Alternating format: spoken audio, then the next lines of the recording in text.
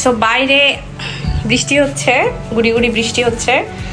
তো আমার দেশে যাওয়ার বেশি দিন বাকি নেই, তো ভাবলাম শাকগুলো তুলে নিই। শাকগুলো অনেক বড় হয়ে গেছে।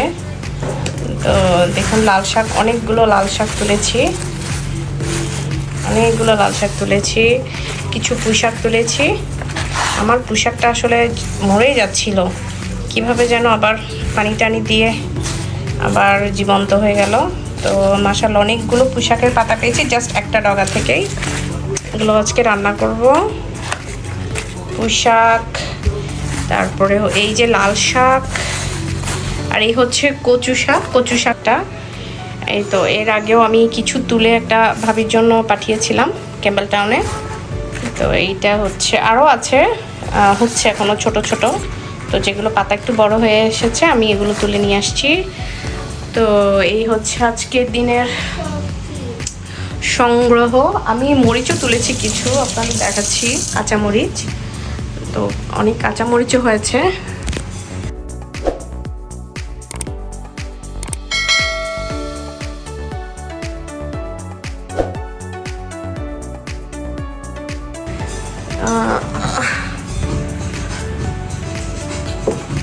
এই যে আমার কাঁচামরিচ, যে আমি এগুলো সব এখানে নিয়ে নিয়েছি। এখানে অনেকগুলো কাঁচামরিচ। তো এই হচ্ছে আমার কাঁচামরিচের সংগ্রহ। আমি হয়তো বা দেশে যাওয়ার আগে এই কাঁচামরিচটা ফ্রোজেন করে ফেলবো। ফ্রোজেন করলে তরকারিতে দিয়ে খেতে পারবো। ফ্রোজেন করে ফেলবো। আর এটা হচ্ছে এই লাল শাকটা এখন রান্না করব, লাল শাক আর পুঁই শাক। তো আজকে দেখা যাক, হয়তো আমরা শাক দিয়েই ভাত খাবো রাতে। তো আমার রান্না করা, গতকাল রাতে আমি মাছ রান্না করেছিলাম, তো মাছও আছে ফ্রিজে এখনও। তো মাছটা খাবো আর শাকটা রান্না করব। দেখা যাক কী করি। বাট এইমাত্র শাকটা তুলে আনলাম। বাইরে আমার এত ভয় লাগছিল যে বৃষ্টি হলে স্নেল চলে আসে, স্নেল হয়, তারপর একটু পোকামাকড় হয়। আমার খুব ভয় লাগছিল, ভয়ে ভয়ে আমি শাকগুলো তুলে নিয়েছি। এই তো আমি আমার হাজব্যান্ড অ্যাকচুয়ালি গতকাল সাদাত পুরো বাগানটাই করেছিল। এই যে গতকাল, এখন যেহেতু বৃষ্টি হচ্ছে, বৃষ্টির মৌসুম, এত বেশি ঘাস হয়। মানে আমরা লাস্ট উইকে মনে হয় করেছি, আবার এক সপ্তাহের মধ্যে আবার বড় হয়ে গিয়েছে। তো গতকাল সাদাত এটা ক্লিন করেছে, এটা করেছে গতকালই। তো আমি এইমাত্র সবগুলো শাক উঠিয়ে নিয়েছি, তুলে নিয়েছি। টমেটো গাছটা এসে হয়তো বা দেখবো অনেক বড় হয়ে গেছে। টমেটো অলরেডি ধরা শুরু করে দিয়েছে আমার টমেটো, যে একটু দেখায় কাছের থেকে। এই যে আমার টমেটো ধরা শুরু হয়ে গেছে। এই যে পুঁই শাকের এই ডগাটা থেকেই আমি এতগুলো পাতা তুলে নিয়েছি। এই যে আশা করি আরও হচ্ছে। এটা কোথায় যাচ্ছে আমি জানি না, আমার আসলে আর কোথায় দিব এটা আমি। এই যে এই পুঁই শাকের ডগাটা, শিম গাছগুলো আসলে আর কি বলবো, যা ইচ্ছে তাই অবস্থা। শিম হচ্ছেও না, আমার ফুল হচ্ছে না। আমি গত পরশুদিন মনে হয় সাদাত গাছে ভাইটামিন দিয়েছে, ভাইটামিন আর পোকা মারার জন্য বিষ দিয়েছিল। দেখা যাক, হয়তো এখন হবে। অনেক পোকা চলে এসছে, শিম গাছে অনেক পোকা হয়েছে। যেহেতু যত্ন নিতে পারছি না, এই যে ডগাগুলো সব বের হয়ে যাচ্ছে। যাই হোক, এই যে এখান থেকে সব কচু পাতা আমি তুলে নিয়েছি, এখন আবার হবে। ওদিকে কিছু আছে, এই দিকটায় কিছু আছে, যে তুলে নিচ্ছি এখান থেকে, বাইকটা নিয়েছি ওর জন্য। আর এই যে লাল শাক, এগুলো নেব না, এগুলো থেকে বীজ করবো। এগুলো যদি পড়ে পড়ে নিজেদের যা হয় মাটিতে পড়ে। এই যে এটা হচ্ছে লাল শাকের অবস্থা। আর এই শিম গাছটা হয়তো বা এবার আমার প্রতিবেশী খাবে, এটা বুঝলাম। প্রতিবেশীর বাসায় চলে গেছে। তো যাই হোক, আমার প্রতিবেশীটা অজি, আমাকে একবার আস্ক করেছিল যে এটা খাওয়া যায় কিনা, অথবা কী ধরনের সবজি এটা। তো আমি ওকে বলেছিলাম এটা খাওয়া যায়, এবং এটা হচ্ছে ফ্ল্যাগ বিন। আমি ওকে করে পরিচয় করে দিয়েছি। এরপর থেকে সে খেয়েই যাচ্ছে, আমার ওপাশে যা যায় ওর ওদিকে, তো ওগুলো তো আমার নেওয়া হয় না। তো ও দেখা যায় ওই খেতে থাকে, ওর আত্মীয় স্বজনই ওই খেতে থাকে। যে মরিচ, এই গাছটা থেকেই তুলেছি আমি এতগুলো মরিচ। আরও হচ্ছে আমার মনে হয় এই গাছটা কোনো একটা চারা না, এটা হয়তো বা আম্মু কাঁচামরিচের বীজ ছিটিয়ে দিয়েছিল, সেখান থেকে হয়েছে। যাই হোক, এসে হয়তো বা দেখবো একদম জঙ্গল হয়ে আছে চারপাশ, আর পুলের চারপাশে উইড কিলার দিয়েছে গতকাল। কিছু উইড মরেছে, কিছু উইড মরেনি। আমি জানি না এত উইড হয়, বৃষ্টি হলে উইডগুলো সব জ্যান্ত হয়ে যায় সব। তো উইডগুলো পরিষ্কার করতে হবে, এটাই আমার লাস্ট যাওয়ার আগে কাজ। সামনে পিছনে একটু উইড ক্লিন করব। সামনেও সাদাত অনেক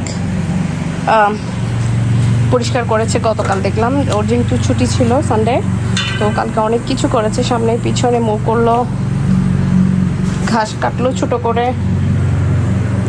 এই তো আমি এখন রেয়ানকে স্কুল থেকে নিয়ে এসেছি, রেয়ান খাচ্ছে, ওকে চিকেন নাগেট ভেজে দিয়েছি। রেয়ান আর এই একটা সুবিধা আমার, যখন রেয়ান থাকে বাসায়, ওর ভাইকে সময় দিয়ে ওর ভাইয়ের সাথে খেলে, তো আমি বাসার বাকি কাজগুলো করতে পারি। তো খুব সুন্দর লুক আফটার করে ওর ভাইকে। Thank you Reyan, you're such a great brother, such a good brother, I'm so proud of you. আচ্ছা, এখন যেটা করব, কয়টা বাজে দেখি, ঘড়ির টাইমটা দেখি। এখন বাজে 4:15। এই যে বাইরে থেকে কাপড় নিয়ে এসছি, কাপড়গুলো সব গুছাবো। ওগুলো শেষ মুহূর্তের কাপড় চোপড়গুলো আমি ধুয়ে নিচ্ছি, আরও হতে দিয়েছি বাইরে। তো এই হচ্ছে আমার কাহিনী আর কি। যেগুলো সব ভাঁজ করে করে এখন রেখে দিব বাবুদের রুমে। আপাতত এই হচ্ছে আমার আজকের দিনের কাহিনী। আর বাইরে সামনেও মো করেছে সাদাত, কালকেই মো করেছে, তো একদম ফ্রেশ। আমার হয়তো বা কিছু উইড হাতে তুলে নিতে হবে, যেটা মেশিন পৌঁছায় না ওইসব জায়গায়, ওই যে ফাঁকে। আর এগুলো একটু ব্লো করতে হবে ব্লোয়ার দিয়ে। এই তো, আর এখানে কিছু উইড হয়েছে, এই উইডগুলো আমার হাতে তুলে নিতে হবে। এ হচ্ছে আমার কাজ। আসলে হয় না যখন বাচ্চা থাকে বাসায়, ঘরে কাজ করতে গেলে বাইরে কাজ হয় না, বাইরের কাজ করতে গেলে ঘরের কাজ হয় না। আমার এই এক সমস্যা। আলহামদুলিল্লাহ, এমনিতে আমার বাচ্চা ছোটটা কেমন হবে জানি না, বাট আমার রেয়ান অনেক বোঝে। সে ঘর ম্যাচ করে না, ও জানে, ওর ওই হ্যাবিটটা হয়তো বা পেয়েছে আমার কাছ থেকে। তো মোটামুটি বোঝে যে মার কষ্ট হয়। ও যদি ও ছোটবেলা থেকে, একদম ছোট বয়স থেকে কখনো কিচ্ছুতে হাত দিত না। আমি কখনো কোনো শোপিস তুলে রাখিনি, উপরে তুলে রাখিনি, অথবা মানে আমার সব কিছু নিচেই থাকতো। আমার দেখা যেত আমার ড্রেসিং টেবিল ভর্তি আমার কসমেটিক্স মেকআপের জিনিস, কখনো আমার ছেলে হাত দিত না, মাশাল্লাহ। তো আমার বড়টা অনেক ভালো ছিল সেদিক থেকে। তো জানি না ছোটটা কেমন হবে, জেন কেমন হবে জানি না, বাট রেয়ান অনেক গোছানো ছিল ছোটবেলায়। এখনও সে খুব একটা ম্যাচ করে না, জাস্ট ওর খেলনাগুলো নিয়ে খেলতে পছন্দ করে। ওর খেলনাগুলোই থাকে সারা ঘরে, যা দেখবেন ওর খেলনাই দেখবেন। ও সহজে জিনিসপত্র ধরে ম্যাচ করে না, মানে বাসার জিনিসপত্র ধরাধরি করে না।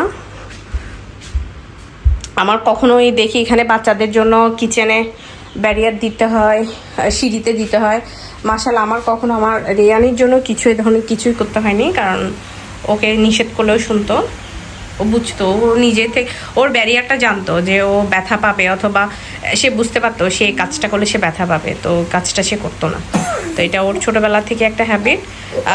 হয়তো বা জেয়ান তার উল্টোই হবে। বাবা বাবা